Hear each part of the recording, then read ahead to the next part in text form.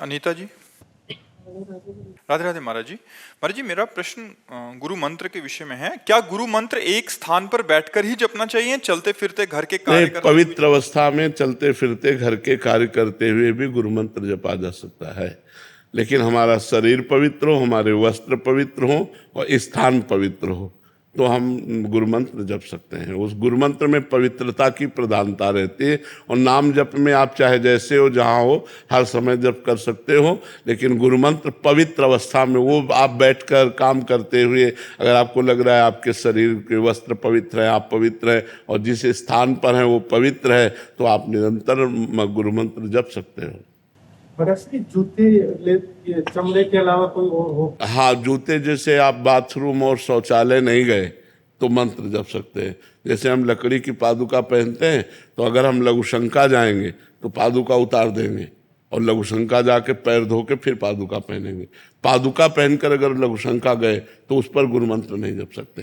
तो ऐसे ही जैसे प्लास्टिक के जूते हैं या अन्य हैं, वो केवल चमड़े के नहीं होने चाहिए और आपने उनमें लघुशंका या शौच आदि नहीं हुई तो आप वो पहन करके जप सकते हैं। गुरुदेव, पर जब बाथरूम से सब बाहर आते हैं, घर में घूमते हैं, तो फिर क्या करें?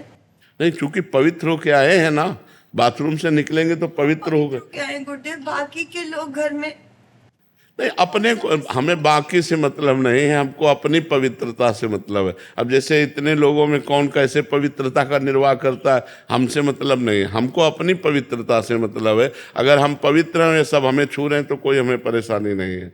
हम अपने को देखना है, सब में भगवान को देखना है। सब में अगर हम देखेंगे कि ये पवित्र है कि नहीं पवित्र है तो वो दोष आ जाएगा। सब में भगवान है, हमको पवित्र भाव से रहना है, दूसरा अपवित्र ये नहीं देखना है। सब में भगवान है, हमें ये देखना है। और देखो, पवित्रता के विषय में हम तुम्हें सही बात बताएं, ये केवल मन को समझाने के लिए है। यही मूत्राशय और मलाशय यही तो है ना, ऊपर से चमड़ी ढकी हुई है, बस यही सब भरा हुआ है। तो हमें लगता है कि ज़्यादा भगवान की तरफ ध्यान दे, क्योंकि ये शरीर कभी पवित्र हो ही नहीं सकता। एक रेशम की थैली में हम उदाहरण देते हैं, बड़ा रेशम पवित्र होता है और रेशम की थैली में शौच भर दो, लेटरिन भर दो, तो अगर आपको पता है तो आप उसे अपवित्र ही तो मानेंगे ना। तो यहाँ थैली में मलाई भरा है, नहीं भरा है, मतलब सबके भरा है कि नहीं। अब ऊपर से पानी डाल के नहा लिया, हम बोले पवित्र हो गए, और अंदर क्या थैली में भरा है? मल। तो वास्तविक पवित्रता है भगवान का स्मरण, भगवान का चिंतन। इसके ये साधारण पवित्रता इसलिए हम करते हैं कि हमारा मन भगवान में लग जाए, और जब मन लग गया तो इससे मतलब नहीं रहता है।